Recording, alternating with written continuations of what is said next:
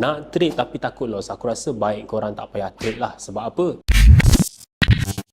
Sebab dunia trading ni memang penuh dengan risiko. Sebelum masuk dalam dunia trade ni, korang dah kena ada satu mindset. Setiap kali korang nak entry, korang dah kena set dah berapa risiko korang nak ambil. Berapa ratus ringgit, berapa ribu ringgit aku sanggup ambil risiko kalau trade ni tak menjadi. Kalau korang tak ada mindset untuk terima risiko, takut kalau satu-satu setup entry korang tak berjaya, korang akan cepat give up, cepat frust, cepat stress. Sebab korang nak bila entry mesti kena win, bila entry mesti kena profit. Dia trade tak macam tu. Trade ada masa kita untung, ada masa kita rugi. Tapi macam mana orang trade ni boleh jadi kaya, boleh menambahkan pendapatan dia? Syarat dia punya keuntungan tu kena lagi banyak daripada kerugian dia. Kat situ adanya kegunaan kalau kita ada ilmu technical analysis, money management dan pengurusan emosi dan juga risiko. Semua tu kita kena combine, kita kena gaul jadikan satu resipi yang terbaik untuk jadi profitable trader. Ibarat dia korang isi air dalam satu baldi, korang isi, buka pipe, isi dalam satu baldi, tapi baldi tu bocor. Memang takkan penuh lah kan?